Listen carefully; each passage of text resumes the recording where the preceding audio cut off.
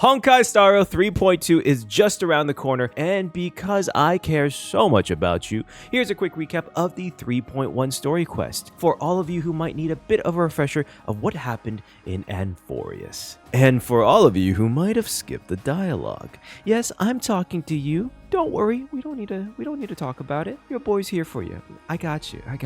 I'll be giving a full recap of the story, a few theory points here and there to kind of look out for the future patches, and a couple interesting historical references that I think might be fun. But before we get into the 3.1 story, if you like these types of recaps, let me know by liking and subscribing, especially since this is something new I'm trying. If you guys really like it, I might start doing recaps around the live streams for the next patch. Comment your own thoughts, theories, and for this video, maybe your favorite part of the story quest. With that all being said, let's get right into it. We pick up exactly where we left off at the Vortex of Genesis, with everyone waiting for Finon while he attempts the trial of strife. And it doesn't seem to be going well. So Aglaia sends Mydei and the Trailblazer to go get him, which was totally not planned. Yep, not planned at all. When they get into the trial, they see Akama in war and tragedy from a battle between the Kremnoans and the Akamans, but don't see Dan Heng. In the trial, they run into Mydei's old companions, Perdiccas, being killed by his soldier, and then run into Dan Heng, who also claims to have seen things from his past. They then see Nikodor/Nias, who refuses to hand over Finon's soul since he failed the trial and supposedly died like a warrior, but promises to return him if they can best him and his soldiers in combat. And Mydei basically says, bet, and proceeds to kick ass and take names. Finon then comes out of nowhere and stabs Mydei, which was not very effective. But hey, rescue accomplished. When we get back to the bathhouse, we then ask Aglaia what exactly is the Black Tide. She confirms it's a plague that drives people to madness. Anyone affected turns into a monster that looks a bit like the Therios from ZZZ. Not sure if there's actually a connection there, but to be honest, the ether corruption and the Black Tide do have a very similar effect on living matter, both organic and inorganic, which supports the concept that the Black Tide could actually be the anti-organic equation from the Machine Emperor's War, as it also affects both organic and inorganic life and drove them to madness. Another thing that is supporting this theory is one of the answers that you can give to Dan Heng when he asks what we think of the Black Tide. Eon is one of the answers, and one of the confirmed eons that is influencing Amphoreus is Nous, the erudition. And King Rupert, the machine that invented the anti-organic equation, was a Genius Society member, and implied to have been an emanator of erudition. Another interesting point is Dan Heng compares Amphoreus to Penacony, which could be a hint, because Penacony was a world made out of Memoria, and Amphoreus could be the same exact type of world but simulated.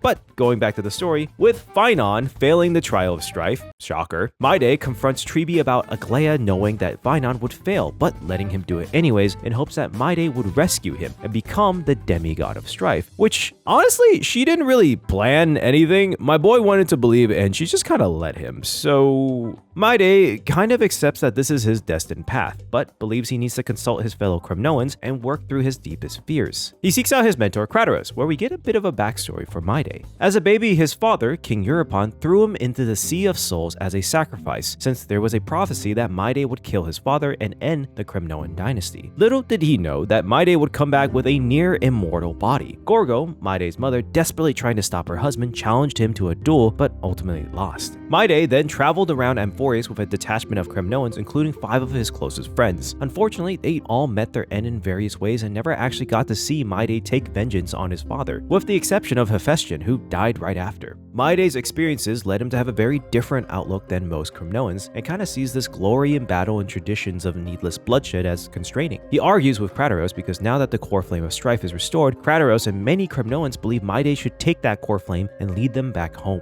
Mydei is afraid of doing that as well as taking the crown because he fears that it will restart that cycle of bloodshed. But he also doesn't want to disappoint his people who yearn for home and their past glories, that many of them haven't even lived long enough to have seen. I'm going to take a quick tangent here because Mydei and the Kremnoans have a lot of Greek historical and mythological references, which I think was incorporated in a really cool way. For one thing, his name actually comes from Deimos, the Greek god of terror and dread in war. Him gaining a near-immortal body from the Sea of Souls is a reference to Achilles being dipped in the river Styx, and his father trying to kill him for a prophecy is actually a reference to Kronos and Zeus, as Kronos thought he killed Zeus, his son, as a baby, but Zeus came back and ended Kronos' Titan dynasty. There's also, of course, Oedipus, which has a very similar story, but that one has a lot of other twists. Also, I'm not sure if this was intentional, but the actual story of the Spartans, which was the inspiration from the Kremnoans, actually has a very similar history. Much of the reputation of the Spartans actually comes from the Battle of Thermopylae, which is the inspiration for 300. They had a couple of wins after, but honestly, much of their reason for continuing was to reclaim their past glory. They did have one final last stand that was very similar to the original Thermopylae, but ultimately it led to the end of Sparta. It would be kind of cool to see if Starro made a reference to this as well near the end of Amphoreus, but we'll just have to see when we get there. At the same time of this Mydei situation, Aglaia met with the Trailblazer and Dan Heng to propose a formal alliance with the Trailblaze, and even gives a super rare bottle of Titan blood wine called the Dew of Divine Blood, which is traditionally shared when nations in Amphoreus ally with each other. Dan Heng is rightfully concerned about getting caught up within Akama's frictions between the Chrysos heir and the council, so they're gonna put their formal alliance on the back burner. In comes Barbara.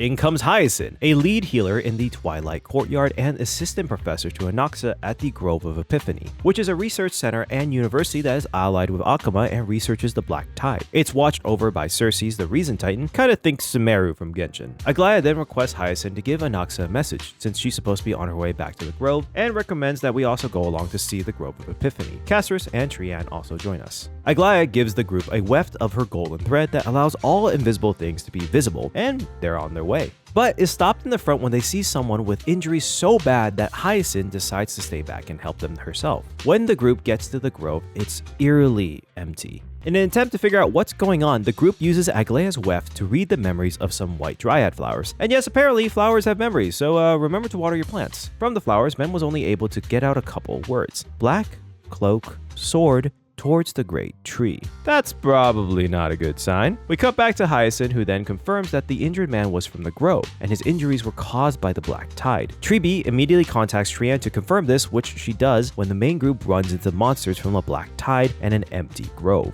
On top of this tragedy and the potential massive loss of life at the Grove, Aglaia is concerned that if the Grove falls, the council could use this as leverage to end the support for the Flame Chase, which would basically doom Amphoreus. Oh hey look, 3.2's main plot. Aglaia then tells the group to find Anaxa, stating that there's no way he would be dead, because apparently if he's this much of a pain in the ass to her, then he's definitely a bigger pain in the ass to some guy in a black robe. It's honestly kind of beautiful, the amount of belief she has in someone she hates. Trian then goes to scout out ahead while Trailblazer and Castorus continue forward. We then run into a memory/soul recording of Anaxa in front of a locked door. Anaxa is a bit of an interesting guy since he doesn't believe that the Titans are truly gods despite being a Chrysos heir himself. Oh, and he prefers that everyone calls him by his full name, Anaxagoras. But no one calls him that, so I'm just gonna keep calling him Anaxa. Sorry, buddy. Oh, and fun fact about Anaxa is that the man he's named after, the real Anaxagoras, is famous for criticizing concept of the world being run by godly figures, and even discovered the true reason for an eclipse. He also developed the concept of nous in Greek philosophy, which is where nous, the erudition in HSR, got its name from. From a theory perspective, this might be interesting since Anaxa's assistant is Hyacinth, who is supposed to inherit the core flame of Aquila, the Sky Titan, in charge of the day and night cycles. It's been mentioned near the end of this quest that Hyacinth's ancestors have long struggled with acquiring and inheriting that core flame. So it could be that Anaxa is the one that solves this problem in 3.3 after he becomes the demigod of reason, in the same way that Anaxagoras discovered the truth behind eclipses. And since Anaxagoras created the concept of the divine intellect nous, it makes me wonder if he'll eventually gain the gaze of nous and become a member of the Genius Society. Going back to HSR Anaxa, or rather the memory of him, through some soul-splitting Full Metal Alchemist shenanigans, he somehow managed to trap all of the monsters in the Grove and got a lot of the residents to evacuate. And before you ask, no, I don't know how that works, go ask Edward Elric.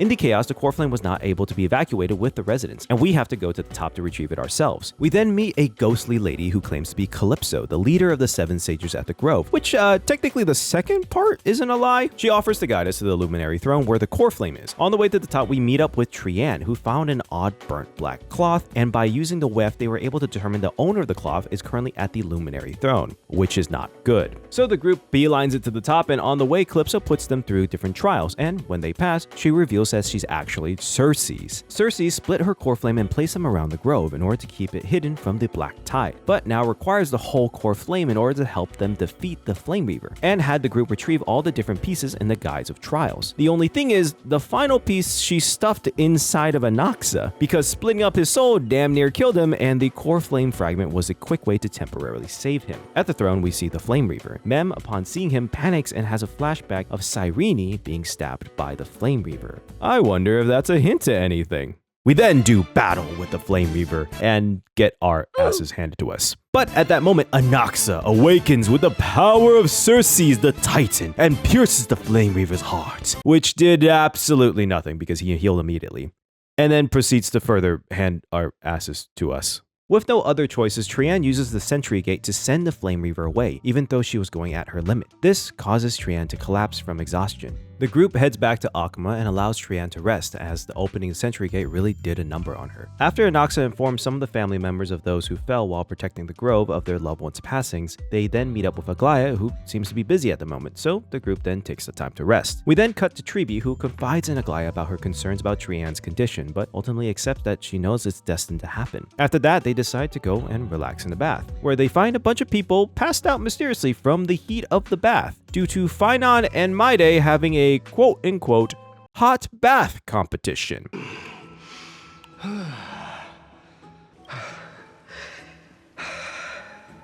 Yep, I'll just leave that for you fan artists out there, and we'll just move on from there. After Finon and Mydei escort the injured citizens back home, they then talk a bit about the trial of strife. Finon admits that he saw his hometown of Ides Elysiae being burned and his childhood friend Cyrene being stabbed by the Flame Reaver. Finon tried to beat it, but ultimately lost in the end and failed the trial. And Mydei saw the deaths of his old comrades and was confronted by his fears of becoming king and repeating needless bloodshed. Based on this trial, it seems like the Titans trials might be a version of facing parts of yourself in a similar fashion to Persona, if you have ever played it. As we keep seeing more trials, it might be interesting to see how they relate with each other, especially since in 3.2 we are expecting to see Anaxa's and Castor's trials. At this moment, Tribi comes rushing in seeking help because Kratos kidnapped Trinan. Now, I will say, kidnapping a small child, even though she's a little bit more than 1,000 years old, is probably a bad thing, but he had good-ish reasons. You see, Kratos needed Trinan to take him to the Vortex of Genesis so that he could attempt the trial of strife, because he and a lot of Kremnoans were honestly tired of waiting for Mydei, and he reasoned that whoever got the core flame of strife would have the right to take the Kremnoans home, whether it was Mydei or not. He obviously failed, but he did bring up a pretty good point. In this new world, is there a place for the Kremnoans? And to expand on that part, is there a place for everyone? What is Era Nova going to even look like? Tribi, understanding where Kratos is coming from and acknowledging the growing tensions between the Kremnoans and the Akumans, offers to take Kratos and everyone else to see origins of the flame chase by using Mem's powers, recreating the memories. In order to do this, Tribi, Trinan, and Trian go to the Abyss of Fate in order to refresh their memories due to Trian's mind and memories being damaged from opening the Sentry Gate while she was at her limit. While at the Abyss of Fate, they find Orynyx missing and a burnt black cloth. At this moment, the Flame Reaver ambushes them and surrounds them with his clones, and Trian...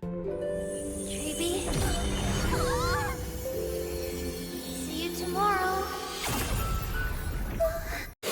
God damn it, I can never hear "see you tomorrow" the same way anymore. Finan, Hyacinth, Dan Heng, and the Trailblazer then find Tribi and inform them that they could not find Trian. And Tribi then confirms that the Flame Reaver was the one who attacked them. Everyone then returns to Akuma, and Finan informs everyone of a plan that he and Anaxa worked out together in order to beat the Flame Reaver. Anaxa notices that the Flame Reaver seems to be targeting core flames, and his blade is able to absorb them, so they found a way to use that to their advantage. Before setting out, Finan meets Mydei at the Vortex of Genesis because Mydei has worked out his fears and concerns after seeking counsel from Cartonis, and is now ready to take on the trial of strife. But before entering the trial, he informs Finan of his one weakness in his near-immortal body, the 10th thoracic vertebra on his back, the one place that can kill him. Mydei then tells Finan to kill him if he ever goes mad and becomes an enemy of the Flame Chase. They then go their separate ways, and Finan goes and acts on his plan to beat the Flame Reaver. And that plan goes as follows. Anaxa acts as bait for the Flame Reaver at Castrum Kremnos, since he carries a core flame of reason. Mem will then open a gate to the past. Once the Flame Reaver is disoriented in a blast from Anaxa, Tribi will then open a Sentry Gate, warping everyone to safety, trapping the Flame Reaver in the past. And it works! There's just one tiny problem. Apparently, the Flame Reaver can just cut through time? But luckily, Demigod Mydei walks in like the absolute Chad that he is, and then proceeds to very literally beat the flame out of the Flame Reaver. Like, this dude is just Reaver now. And that's how we got Ornyx's Cornflame back, Aglaia. All jokes aside, there is something I want to point out here, which is that the Flame Reaver specifically aimed at the one weak point in Mydei's body during the battle, which implies that the Flame Reaver might be Finon, or rather a different version of him, because Finon is the only one who knows of Mydei's weakness, and the current thought is that Amphoreus is a simulation, so there could be a previous simulation that failed or even succeeded, but with a heavy cost. It's noted that there can only be one who sees Era Nova, and that might have been Finon in a previous loop, so he searches for the core flames to revive his old world. Whatever it may be, there is a high chance that this is Finon, because on top of knowing Mydei's weak spot, the Flame Reaver also has a sun sword similar to Finon's but twisted, and has a lot of eclipse imagery that is similar to Finon in the original trailer. We meet up with Aglaia after successfully retrieving Ornyx's core flame. Tribi mentions that they have actually never found a Chrysos heir compatible with Ornyx's core flame. Mem then suggests that the Trailblazer take the trial due to the fact that Ornyx blessed them. I made a whole theory about this trial and what I think is going to happen, so I'll just leave that in the link below. Mydei then meets with Kratos, and after ascending to divinity, it's really given him a new perspective on things, and decides that the needless traditions of bloodshed should end for the sake of his people. He then renounces the title of king and ends the Kremnoan dynasty that has lasted 1,000 years, wishing for his people to simulate with Akuma and giving them the freedom to choose how they want to live their lives. After saying his farewells to the Chrysos heirs and the Trailblazers, he is surprised by the gathering of Kremnoans and Akumans wishing him well at the gates. Finon and the children of Kremnos spread the word of Mydei's decision, and they interpret it as Mydei defending all people and becoming the guardian of Amphoreus as a whole, which to be honest is probably the most accurate way to look at his actions. Finon then jokes with Mydei that he should change the name of God of Strife to maybe something like Preservation, which he got from talking with Dan Heng about the outside world. Now, as a side note, I know a fair amount of people have theorized that this might be a hint that the Chrysos heirs are the original forms of the Eons. While I do understand where this is coming from, it's actually not possible, due to the fact that many of the Eons have established backstories from various planets and records of their lives prior to Ascension. Now, does that mean that there isn't any connection to the Eons? No. I do think a case can be made that the Chrysos heirs in this simulated world might have been purposely crafted using the Eons as inspiration. A few of them have some very glaring similarities and connections to the Eons. Mydei's blood red crystals is similar to Qlipoth's amber body, and even the inspiration for Qlipoth, which is the representation of evil and impure spiritual forces in Judaism, is ironically considered preservation in Star Rail. And in that same way, Strife, which was considered an evil warmongering titan, is now considered the guardian for Amphoreus. As we mentioned before, Anaxagoras, the inspiration for Anaxa, is the one who developed the concept of nous in Greek philosophy. Aglaia's name is a reference to the literal goddess of beauty in Greek myth. Trebios was first introduced as the three-faced messenger, which Xipe, the Harmony, actually has 3 faces and has a body of puzzle pieces that are splitting apart, which is like Trebios splitting into 1,000 messengers. Castris was literally called the daughter of the river Styx, which is connected to the river Acheron in Greek myth, and both play a Grim Reaper-like role in guiding souls to the dead, and Acheron is an emanator of nihility. And of course, Finon, many people thought it was hinted to have connections with destruction because of the scene of the golden ichor splashing him like Nanook's body. Like I said, there are glaring similarities, enough for me to think it's not just a coincidence, but we'll leave that to a later video. So for now, let's put that aside and go back to the story. Mydei then says his farewells to Finon and asks him to look after the Kremnoans for him. Mydei then returns to Castrum Kremnos in probably one of the most epic cutscenes in Honkai Star Rail, and then sits on the throne like the king he is, and then proceeds to guard Amphoreus from the Black Tide. After this, a vigil is held for Trian's passing. At this time, Finon asks what compelled Trebios to take the first steps of the Flame Chase journey. Trian offers to guide him through the memory of a past, through Mem's power, and so the Trailblazer, Finon, and Trian head out for the Abyss of Fate, while Castris and Trebi stay to be with Trian. While going through the memory, Trian explains that Trebios and their mother were both holy maidens of Yanisopolis,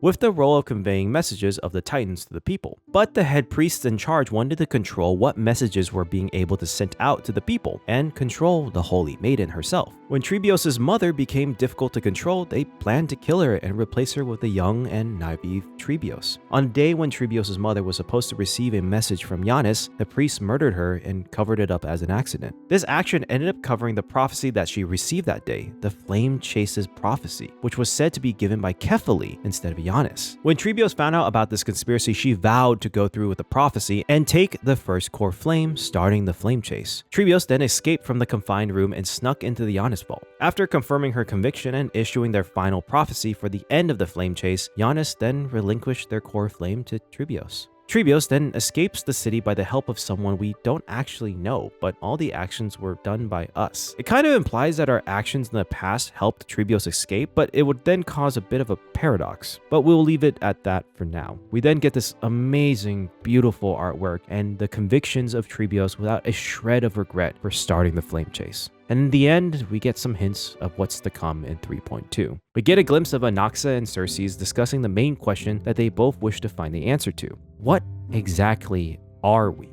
It's not exactly clear what is the we, but I'm assuming that it's about the Titans and Amphoreus as a whole. Answering this question might actually be the trial for Anaxa, to give an answer to the question that even the Titan of Wisdom doesn't know. And it's implied that death plays a role in this. Aglaia then comes in, and it's hinted that Aglaia needs Anaxa for the next Citizens Gathering to help with the Council, which has been confirmed to be the main story point for 3.2. And it could imply that the two have struck a deal for the gathering. And in the last scenes of 3.1, we get a hint that the Trailblazer will die. There's obviously a bunch of themes of death in 3.2 since the Death Core Flame is next, so we'll just have to see how this exactly goes. Oh, and final thing is March's memory card is full, which might be a hint of something to come.